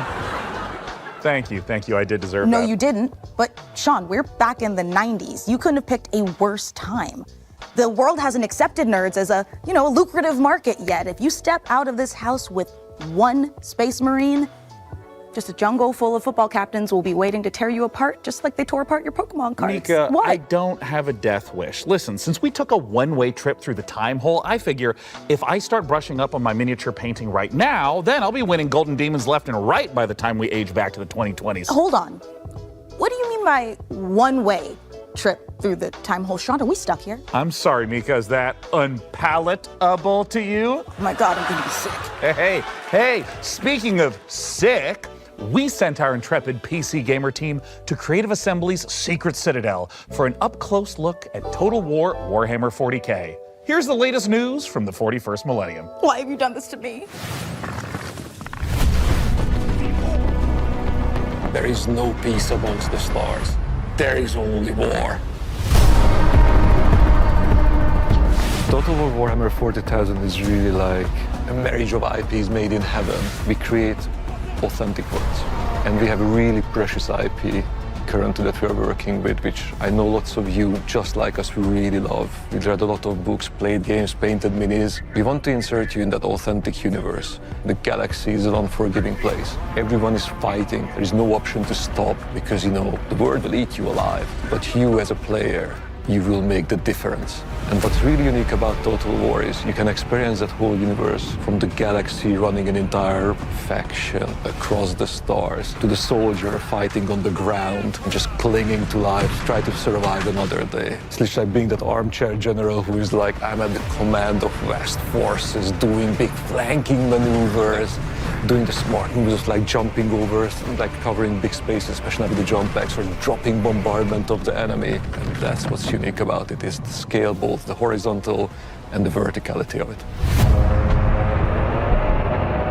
It's a big, vast franchise, a massive setting that's been around since the 80s, but luckily we don't expect players to know everything. We don't even want them to know everything. We have a brilliant onboarding experience. It's a very story-driven set of campaigns, and there was only one iconic location to start. Yes, it is Armageddon, the quintessential place that represents the fight between humanity and orcs. They're like larger-than-life characters, like one of my favorite ones is Yarrick. Yes, we will have in the game the Well, don't forget his arch-rivals there too. We have Ghazghkull Fracka, the prophet of the War himself. Yep. But it's that journey that's going to be the interesting one. Yeah, it's a path to Armageddon, yeah. The stakes are galactic, so you're going through between systems to systems, where the end goal, at least for the Orc and the Imperium, is definitely Armageddon. And Armageddon's certainly not where we're stopping. It's just the start. We're looking at all of the details of the different world types that are present in Warhammer 40,000. So we've got hive worlds, agro worlds, mining worlds, frontier worlds, and layered on top of that, we also have all of the different biomes. So we can have icy mining worlds, arid mining worlds. Ultimately, what we've done is we have created a planet-making system. There's two things we want to do with the hive worlds. One, we want to make sure that the planets themselves look like hive worlds, so that we have huge cathedral, very much like we're in a cathedral here, cathedral-like cities stretching into the sky, going through the clouds, and whole planet's surface covered in urban development. And then we want to make sure that the battlefields match the visuals on the planet. So one of the challenges, of course, there is like the staggering sort of architecture and scale and verticality, and then try and pull that into like a really engaging gameplay space. The sheer volume of potential lanes and routes. Building zones, traversable lanes, cover zones. We have some maps where your focus will be on sort of like navigating through these choke points and blasting apart areas to get a bit more sort of room to maneuver, or bring down a building on someone that's trucking along past. But then there's actually some pretty significant open spaces within them, like gigantic landing pads, and sort of the scale is so utterly off the chart.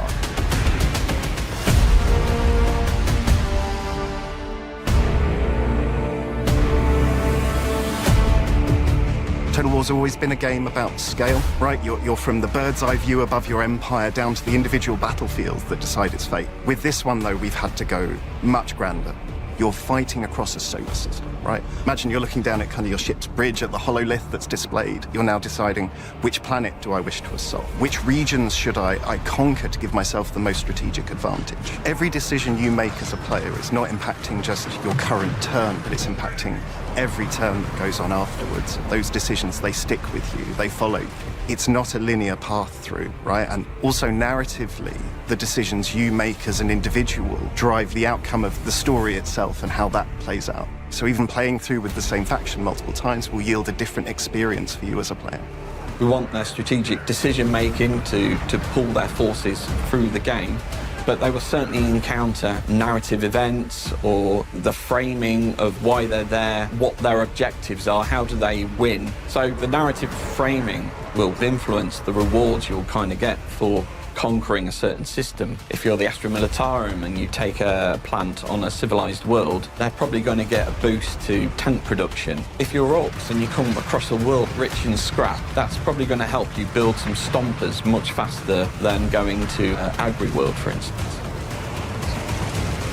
If you love Warhammer 40,000, we are bringing that to life in a way you will never have seen in any other video game that's been made. If you love your strategy gaming, right, in general, if you love your turn-based or real-time strategies, we've got you there as well. We cannot wait to spend the next many, many years crafting the ultimate grimdark experience. And you can help by joining our closed beta, which gets launched later this year. We are on social media, so please follow us for more news, and thank you again.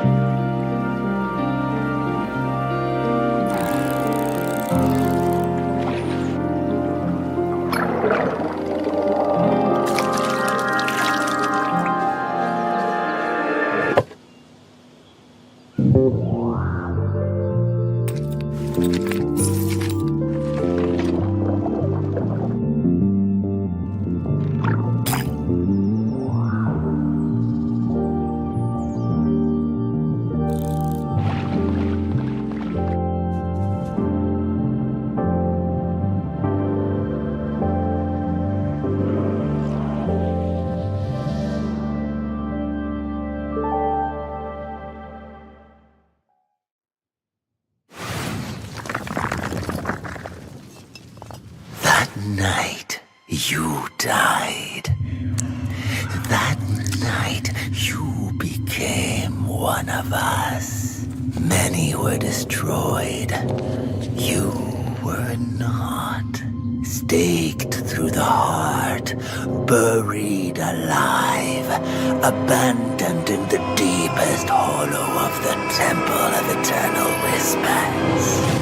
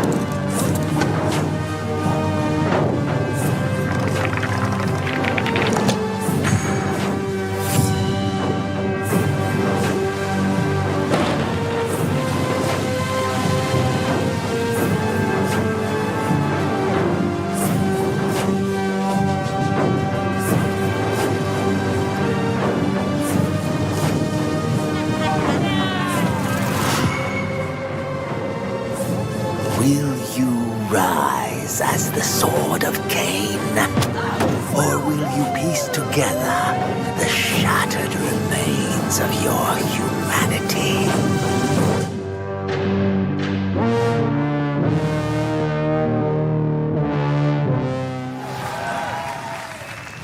Oh, hey, that reminds me. Sean, if a vampire comes to the door next time, please don't invite them in. Okay, look, I was just trying to be polite, like he was my door dasher. Give me a break. But look, it's now time for something millions of Vikings have been circling their longships for at long last. Here's a look at Valheim 1.0.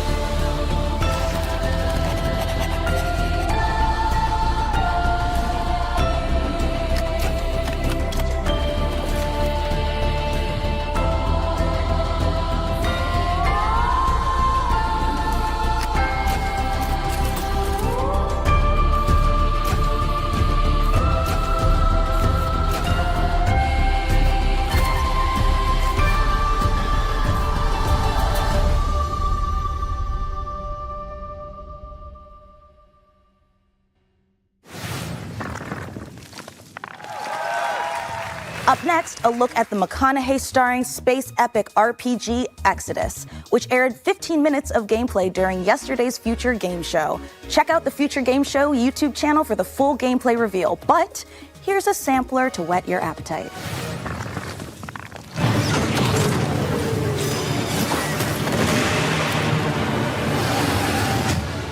Hi, I'm Chris King, game director on Exodus.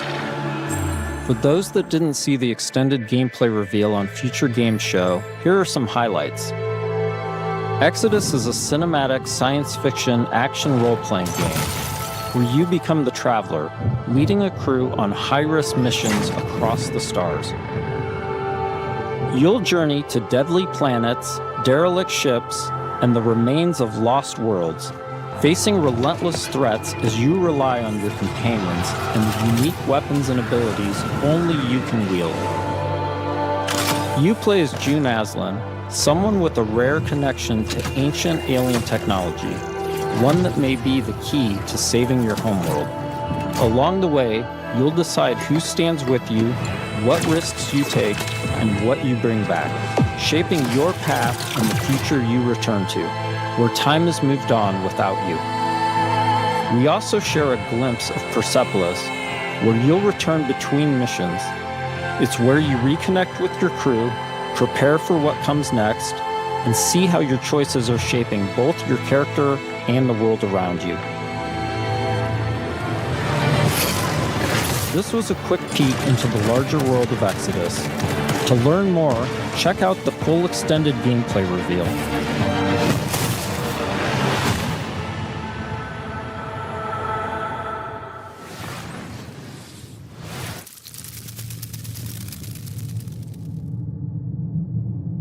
Your presence here is the most precious gift you could have given me.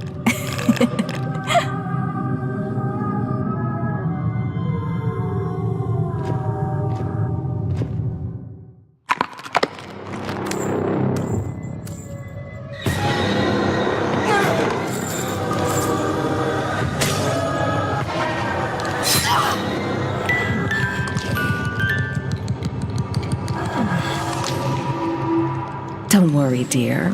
I'll put you right in no time.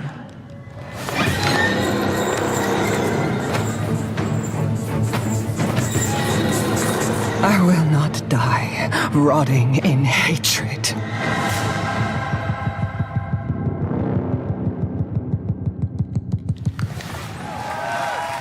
Red Nun's Legacy is the final chapter in the Remothered trilogy, and you can get caught up by claiming the last 2 Remothered games for free on Steam. Ooh, what a gift! Right? And while we're closing in on the end of the show, we've still got more to give. Mika. Yeah, Sean. Are you thinking what I'm thinking? Only if you're thinking of one last world premiere. Oh, you know me so well. Yeah.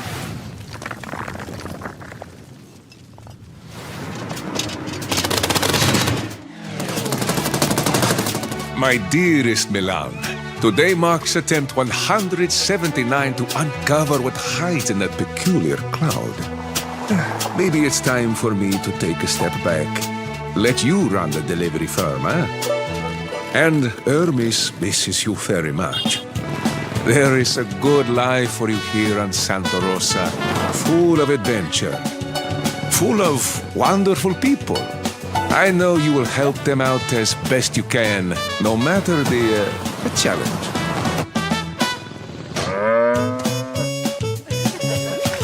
If I don't return, come find me up there. Signed, Uncle Umberto.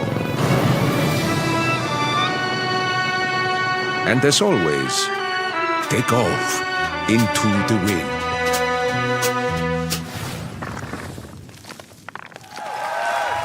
This has definitely been a very special episode of the PC Gaming Show. We laughed and we learned. I don't remember laughing. That doesn't count. Well, that's it from us. Thanks to all of you for being part of our live studio audience. And remember, set those VCRs to record our PC Gaming Show, Tokyo Direct, in September. And of course, the PC Gaming Show Most Wanted will return in December. Blorpy!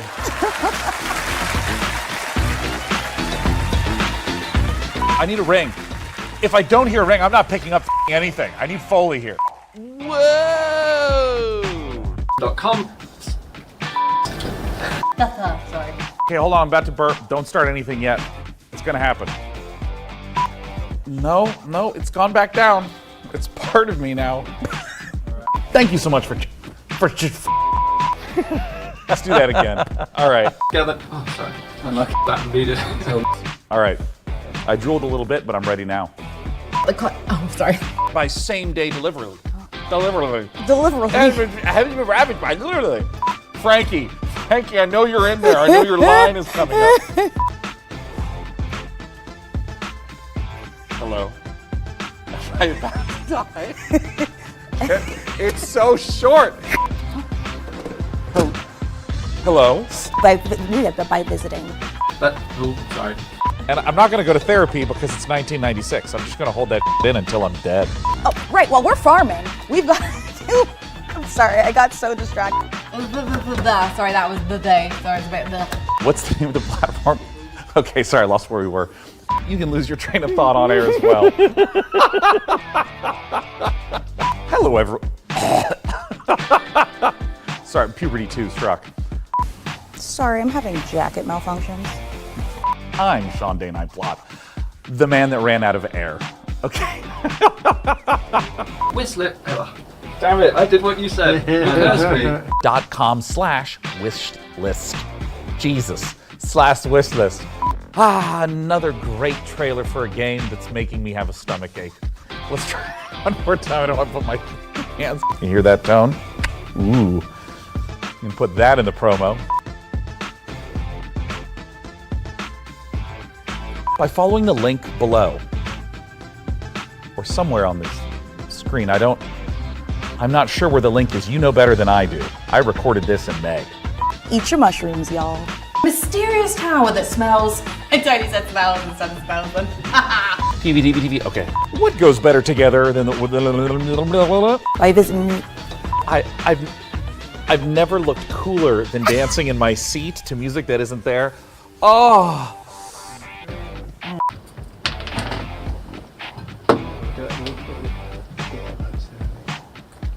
See where that went.